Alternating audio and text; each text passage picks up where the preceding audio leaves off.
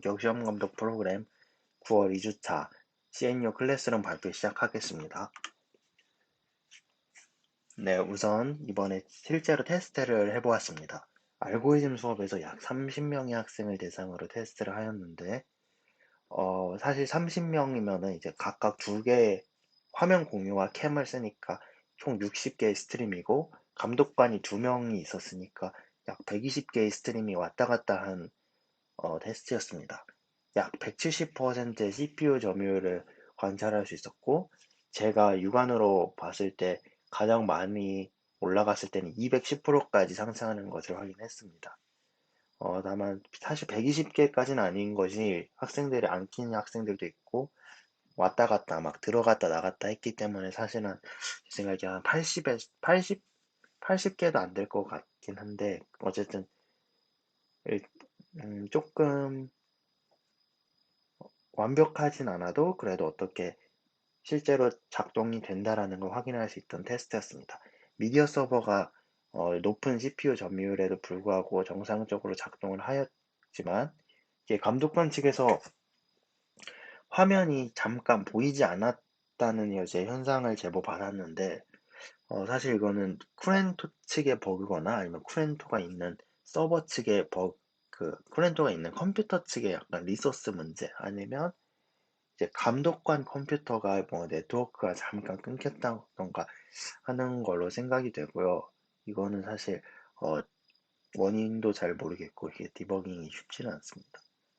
그리고 몇몇 학생들이 이제 사용에 어려움을 겪었는데요. 이게 음, 그 화면 공유와 캠의 이름을 똑같이 하는 부분에서 약간의 어려움이 있었던 것 같습니다. 물론 이게 학생들의 안내를 충분히 받았으므로 다음번에는 더 잘할 수 있을 거라 생각을 하지만 그래도 UI적으로 약간 구조적인 문제가 살짝은 있었던 것으로 생각이 되고요.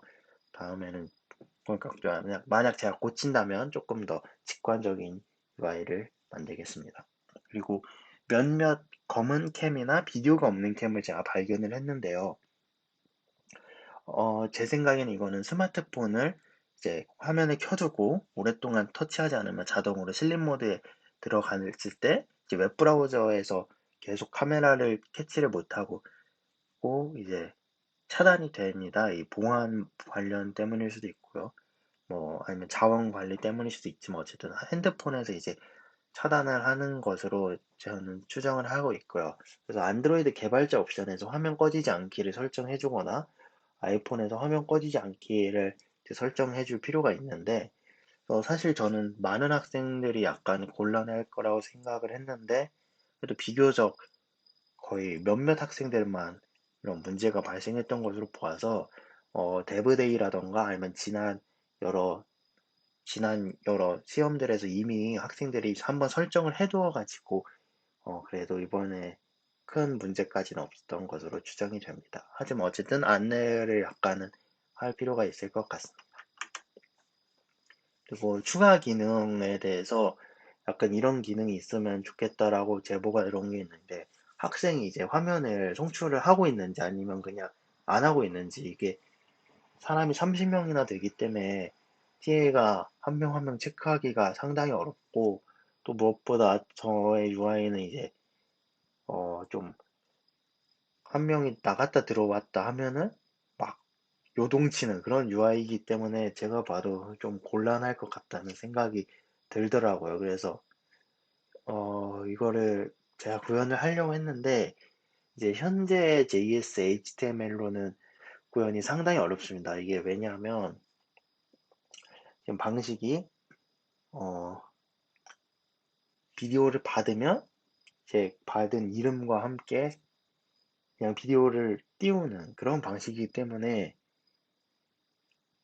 이게 쉽지가 않아요. 이게 어, 네, 이건 쉽지 않아요. 어쨌든 이게 학생을 저장하는 이제 자료 구조 쪽에 좀 약간 근본적인 문제가 있는 것 같고요.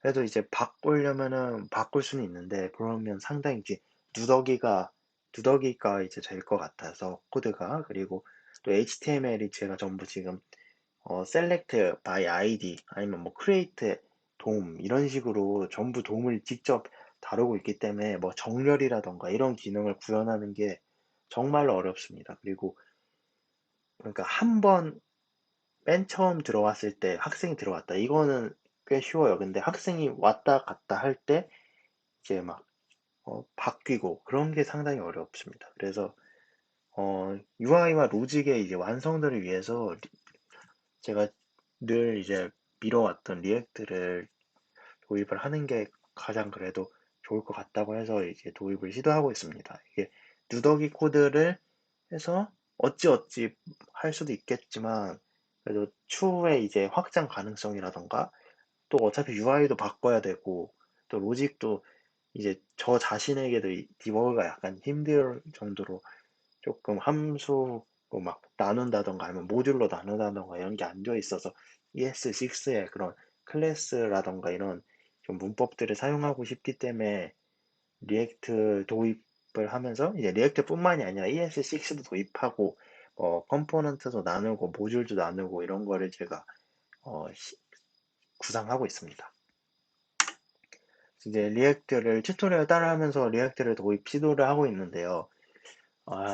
리액트가 그냥 리액트만 깔면 되는 게 아니라 이제 ES6를 쓰기 위한 뭐 바벨이라던가 웹페이라던가 이런 것들도 전부 넣어줘야 되고 애초에 리액트 자체도 많은데 사실 리액트를 건들기 전에 이 기본 세팅에서부터 사실 좀 난관을 겪었습니다. 그래서 요 아래 보이는 화면이 이제 저의 CNU 클래스룸 페이지를 제가 리액트로 이제 본 따서 만들고 있는 건데 사실 지금 기능도 아무것도 없고 그냥 이 div만 배치를 했을 뿐인데도 조금 힘들더라고요. 그래서 이제 리액트가 약간은 시간이 조금 걸릴 것 같고 사실은 이거 못하는 거 아닌가 하는 생각도 약간은 들기는 한데 그래도 최대한 이제 리액트로 이걸 해서 어 이제 나중에 쿠렌토도 노드 모듈이니까 그것도 넣으면은